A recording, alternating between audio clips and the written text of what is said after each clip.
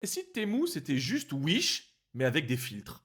Je vous ai raconté l'histoire de Wish, hein, un ancien VP de Google qui monte une application de commercialisation de produits fabriqués très peu cher en Chine, essentiellement des gadgets, et qui envahit l'Europe. Ok, hein, vous vous souvenez, il y a eu des problèmes de fiabilité des produits, certains produits étaient dangereux, comme des jouets par exemple, avec des petites pièces qui ont été avalées par les enfants. Enfin, vous vous souvenez de cette histoire de Wish? Finalement, Wish, déréférencé par Google sur la demande du gouvernement français, Wish s'effondre, il est revenu, la marque a été rachetée, mais maintenant c'est possédé par une boîte chinoise. Je vous ai raconté cette histoire. Mais en fait, cette histoire, elle est riche d'enseignements pour beaucoup d'autres entreprises. Et il y a beaucoup d'entreprises qui se sont inspirées du succès absolument incroyable, phénoménal de Wish et qui ont répliqué le business model, mais en commercialisant d'autres types de produits. Eh ben, c'est Temu.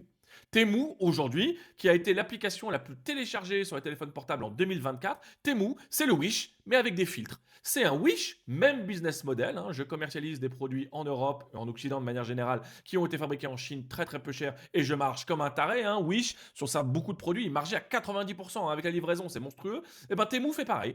Mais Temu a rajouté un peu de gamification, c'est amusant. Temu a rajouté des filtres, la mode, tous ces éléments-là. Mais Temu, en fait, c'est juste du Wish un peu glow up. C'est tout. Voilà ce que c'est Temu. Temu, c'est un Wish mis à jour.